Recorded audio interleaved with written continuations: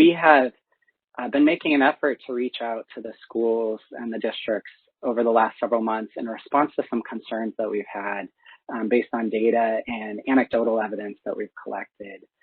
In my role in the U.S. Attorney's Office, I supervise a team of prosecutors who, in addition to handling public corruption and some other matters, also focus on child exploitation crimes.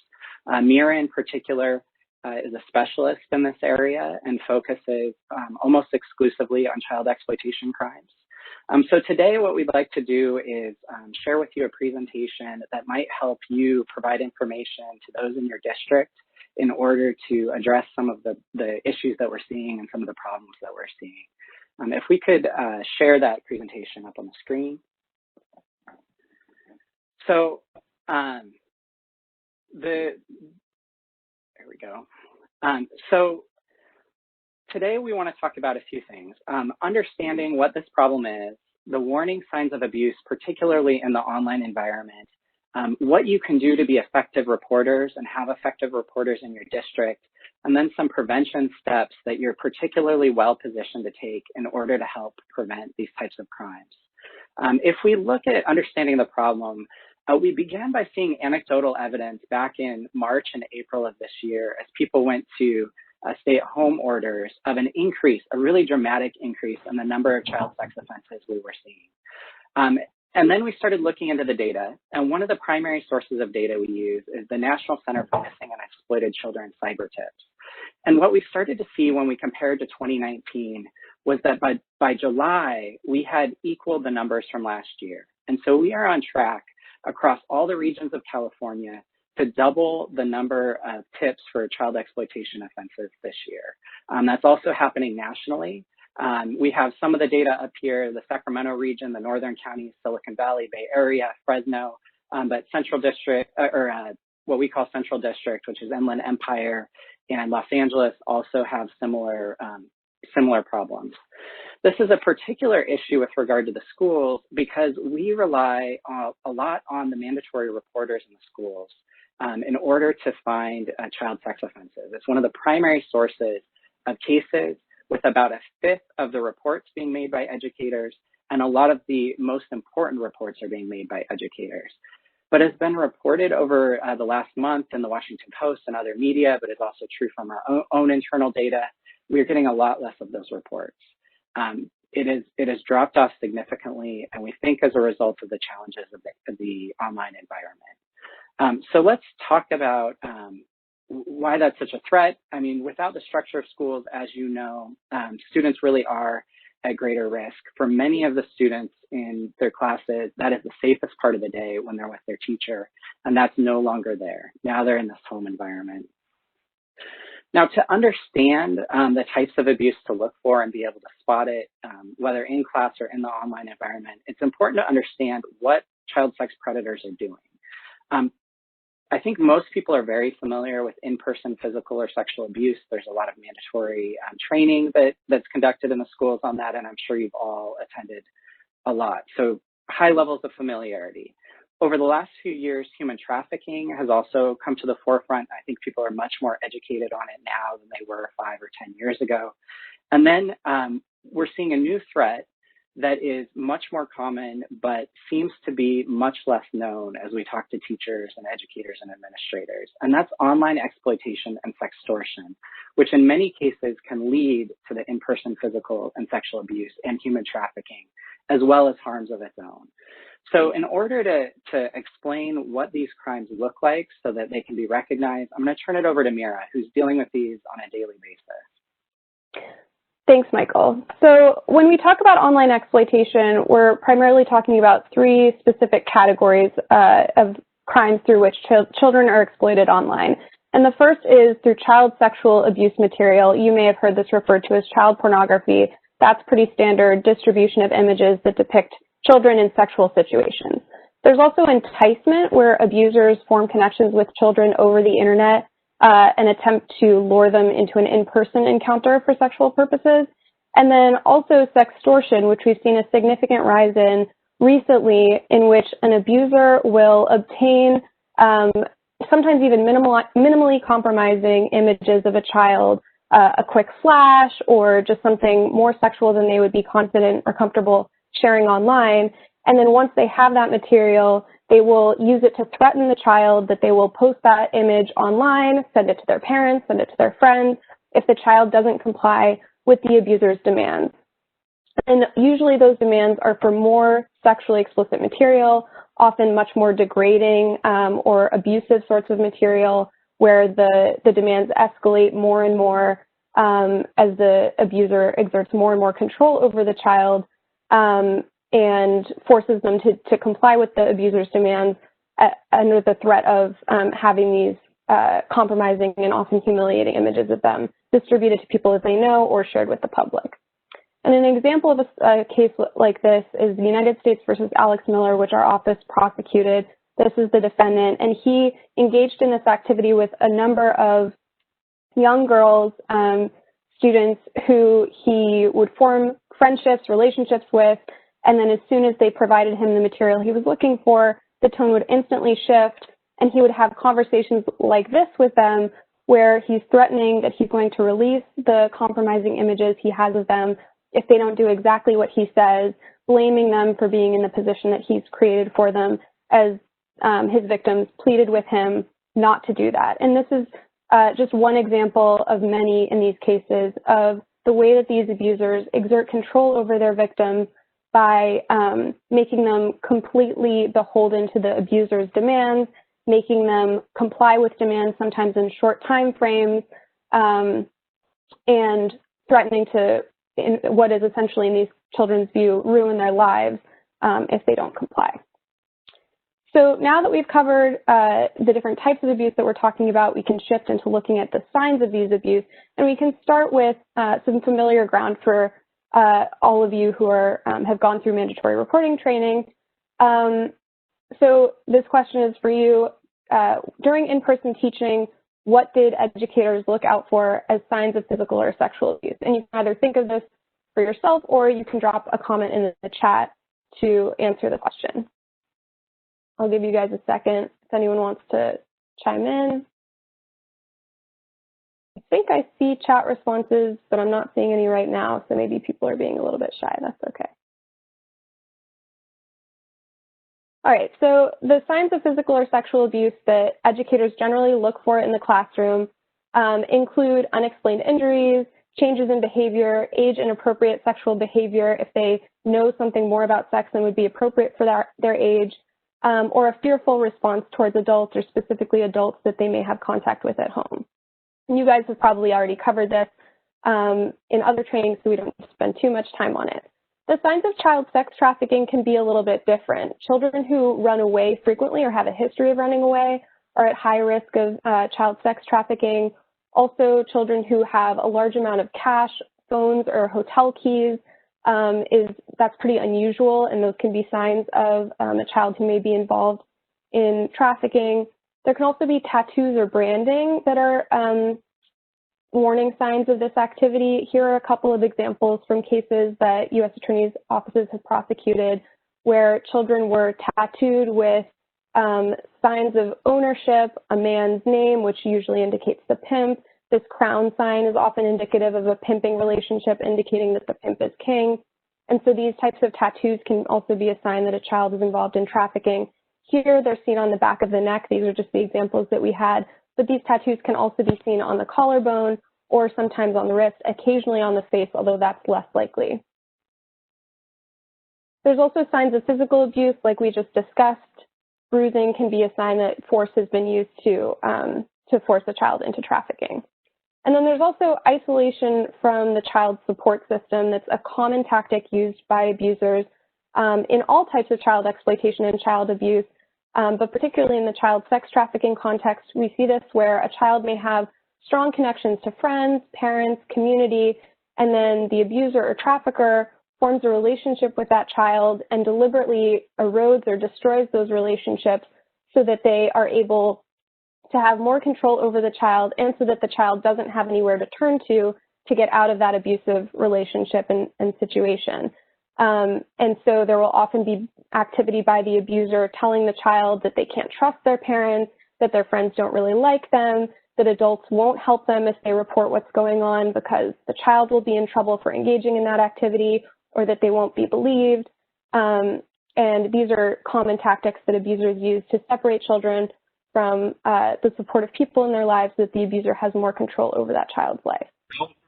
To the thinkers, to our teams that have developed this, as well as distinguished guests who are Thomas, with us. I think that you're going on and off of mute. That this resource. Okay, I'm just going to continue. In the online exploitation context, we see three main types of warning signs to look out for. One is grooming behavior. So if a child is being groomed for online exploitation, that might look like the abuser, who may be posing as another teenager, although they often aren't, receiving or sending sexually explicit images with that child while pretending to be or posing as a boyfriend or girlfriend to that child. Abusers may also send money or gifts to children online to establish a relationship with them that can then lead into more exploitative behavior, or the abuser will often initiate sexual dares or games like, flash me and I'll do something crazy, or, oh, wouldn't it be funny if you pulled your pants down?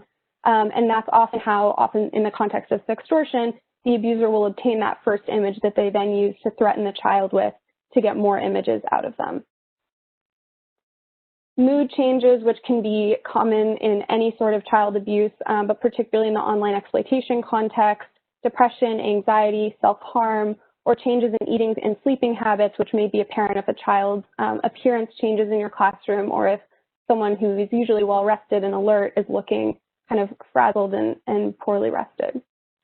And finally, as we discussed in the human trafficking context, in online exploitation, the exploiter will often try to exert control over the child, usually through their phone rather than in person. And so this can look like urgent or unusual behavior that a child exhibits around their phone, seeming distressed by text messages that they're receiving, leaving the classroom to be on their phone urgently, or just seeming kind of uncomfortable with something that's going on the phone.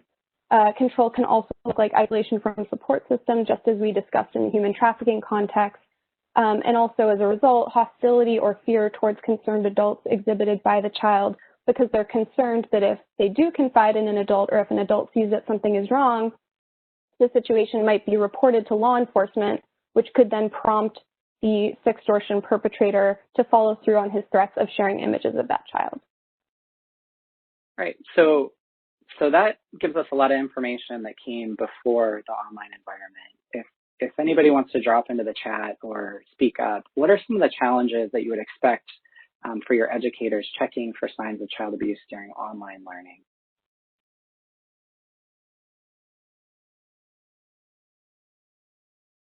Give everyone a second. Right, a lot of things at one time. I think that's an excellent point. There's a lot going on. Managing the technology. Any others? So in talking to cameras are, I get a note the cameras are off. I think I'm showing up. The student cameras are off, yeah. Okay.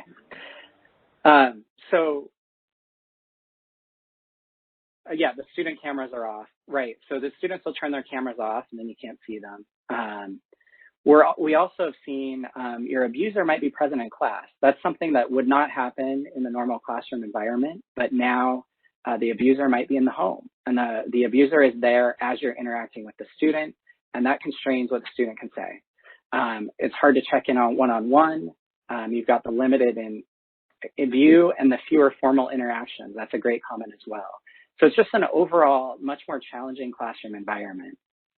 Now, I don't purport to give you the answers that will solve all of these problems. This is an extremely difficult problem for teachers and for educators, but there are some things that we've seen that are helpful in addressing these issues and can make it a little bit better. Yes, and not taking the time to specifically intentionally reach out to students. I think that's really important, and there are some ways that we can do that. So if we go to the next slide, I think one of the initial things is adjusting the virtual classroom settings. So if we take a look at what it looks like when we have sort of a tile view of a presentation, it's very difficult to see what's going on with any particular person. So one of the things that educators are doing in some cases that's been much more effective is making sure that for at least a portion of the class, they have their settings to speaker view, and they're pulling up an image of a student talking, answering a question, interacting even for a minute. And this just looks like an ordinary photo, but there's actually a lot you can see from something like this if you're paying attention. Not only do you see that this is a young woman who doesn't have any bruising, appears to be smiling, clean clothes, looks relatively happy. In some cases, you can see and hear what's going on in the background environment. But from all those little clues, you won't necessarily know, oh, this is a person who is or is not being abused. But you get one of the clues that helps a teacher understand, is there a problem here? Should I have a follow-up discussion with the student? Is this someone I need to pay a little more attention to? Now, that's not the only thing that can be helpful. Another thing that's been helpful are frequent check-ins that are designed to assess what's going on with the students. One example that we've gotten from teachers is a series of questions that can be answered relatively easily with a number. So, how are you feeling today?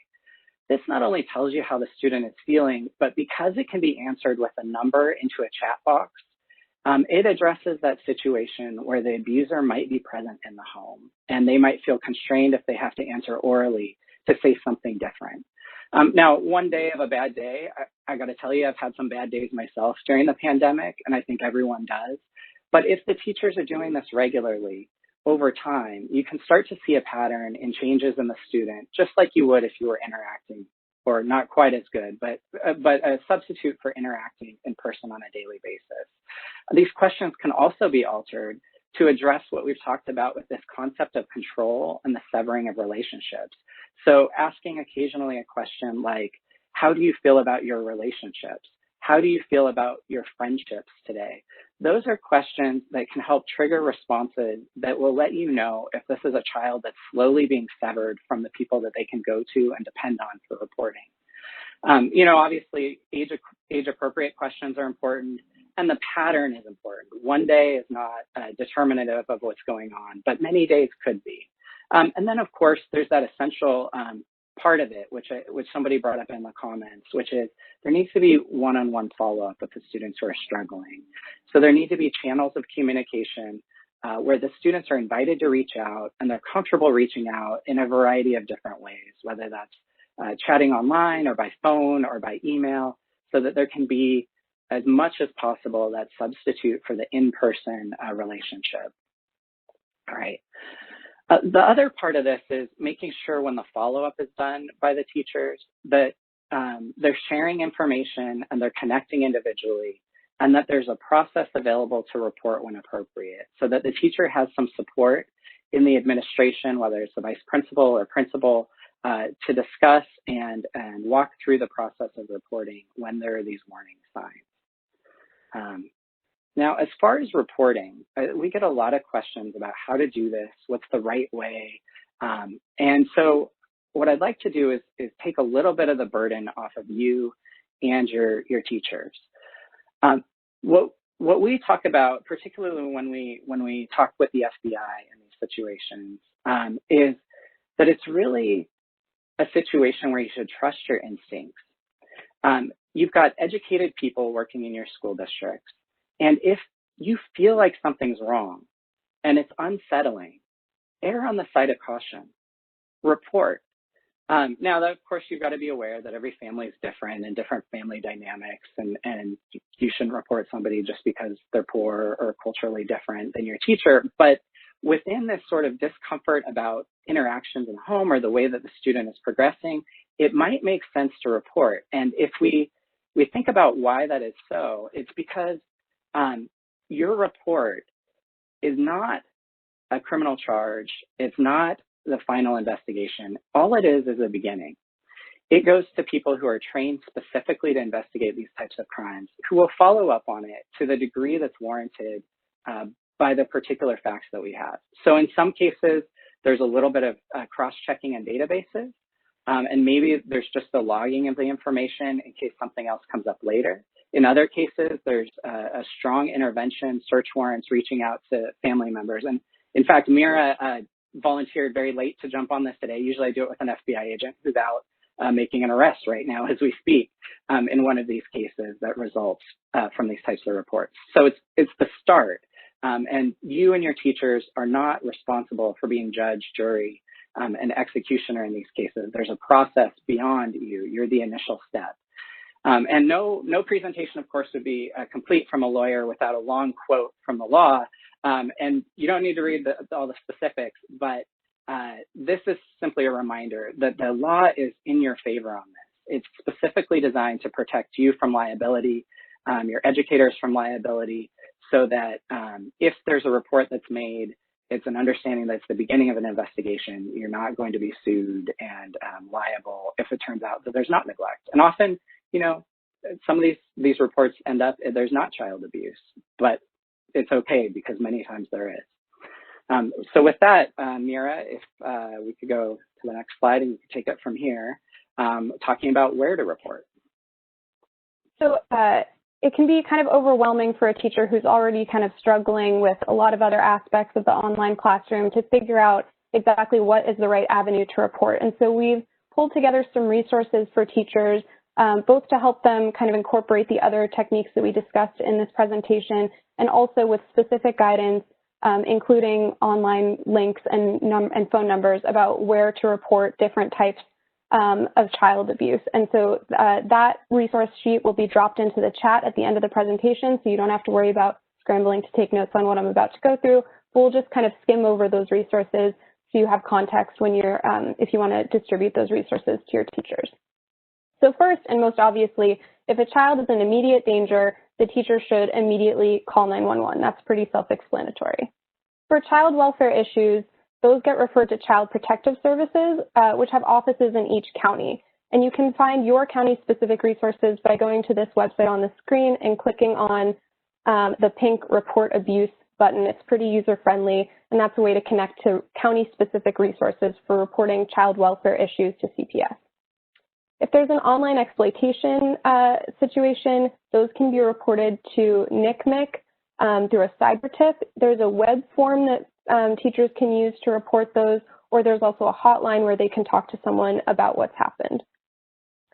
And then for other crimes against children, you can always contact local law enforcement, the sheriff or police department.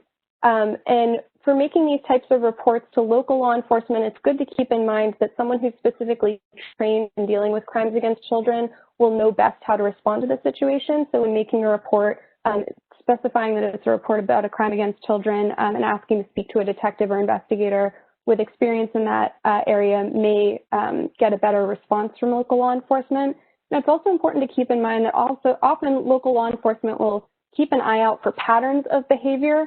And so even if the first report of something doesn't trigger an immediate response, multiple reports, sometimes from different parties or in different places, especially when we're dealing with online activity, activity is often spread out over the entire country or the world. And so your report could be one of multiple reports that all point to a specific perpetrator and can be used to help local law enforcement identify and build a case against that perpetrator to protect children. So even if your specific report isn't the trigger for that action, it can be an important contribution to a case. So it's important also for teachers to know how to handle sensitive evidence or material that might come up in the online environment. So we'll start with a hypothetical. A sex offender sends a sexually explicit image of one of your students in your district to her teacher. What do you advise that teacher to do when they come to you and say, oh my gosh, this happened?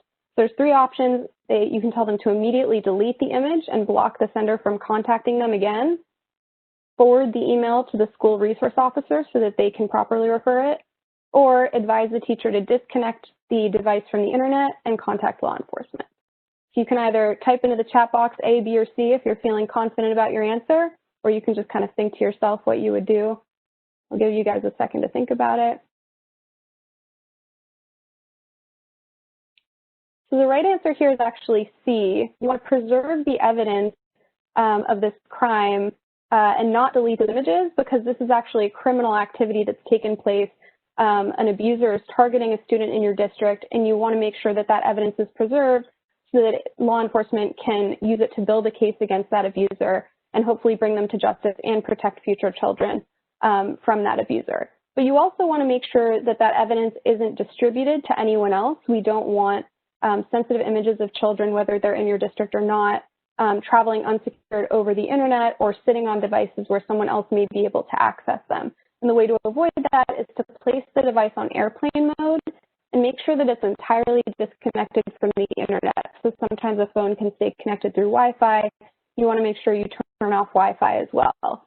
And then the next step is just contact local law enforcement or NCMEC, and someone in one of those places will be able to take the next steps to tell you what to do with that evidence, how to get it to law enforcement properly, and help them get going with their case. So here's a slightly different hypothetical. During a recorded virtual class, a student forgets that his camera is on and addresses on camera. So the options here are you can contact your IT department for help deleting the images, you can report the incident to law enforcement, or you can do nothing. No problem here, just let it go.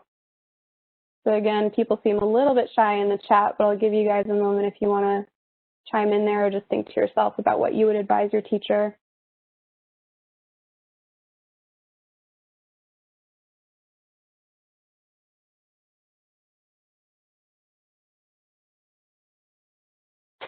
Some people are stoked by this one. That's why we're going over it. That's great. Yeah, so the right answer on this one is actually A. You want to make sure that the student's privacy is protected. The reason that we don't need to report to law enforcement is that no criminal activity has taken place here. So unlike in the last example where there's someone actively abusing a child and kind of involving your teachers in that abuse, here there's no child abuse, it's just an accidental exposure on camera, but you do want to make sure that that image is properly taken care of so that it can be removed both from your own devices if the class is saved on your device and from the school servers, so it's not just sitting on the internet or in the cloud or on your school servers for someone possibly to stumble upon and access. So the way to do that is to contact your school's IT department. They should be able to help you or to help remove that material from the school servers and anywhere else that it might be stored. And a great thing that you can do to help them with that is to just make a note of the date and time of the incident. Teachers are very busy. They may not get around to reporting it to the IT department immediately, and it's much better to be able to say, oh, it was this date around this time that it happened, and they can just go in and excise that video from the servers rather than saying sometime in the last 2 weeks in one of my classes this happened. So specific information is helpful there. Now I will turn it back to Michael to talk about prevention.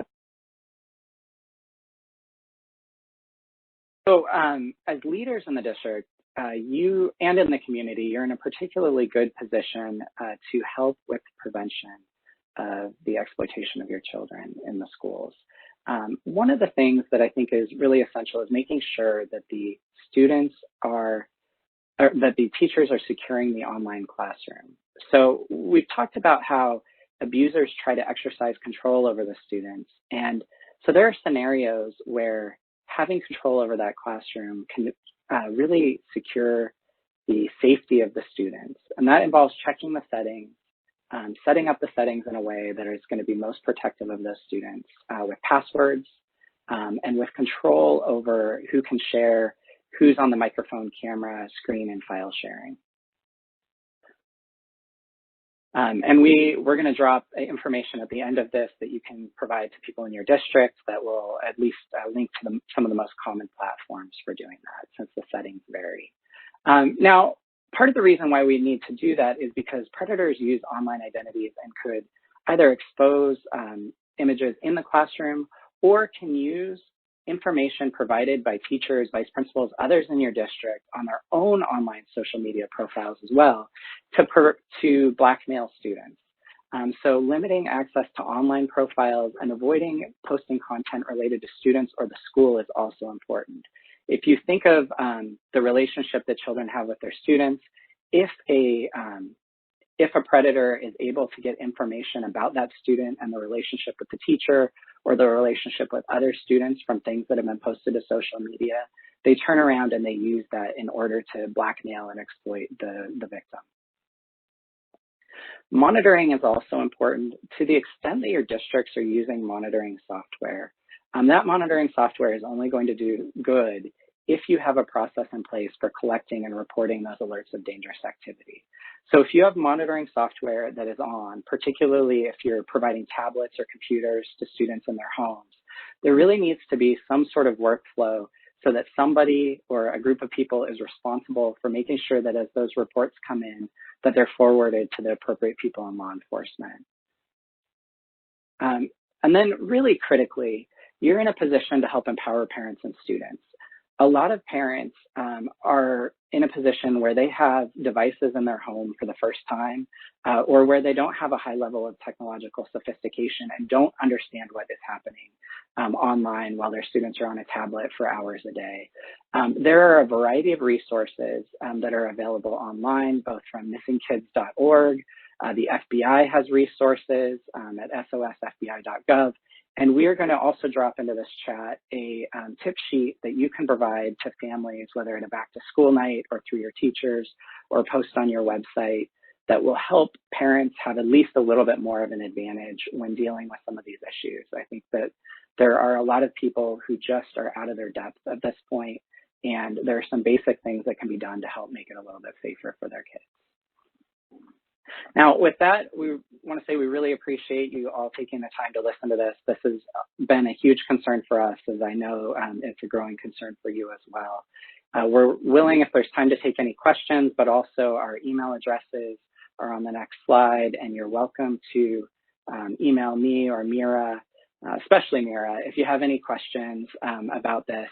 And we're also happy to do outreach with your districts. We can provide presentations to teachers, to other people in the district, or link you up with other prosecutors who can do that, or other law enforcement in order to make sure that everybody's educated. So thank you so much.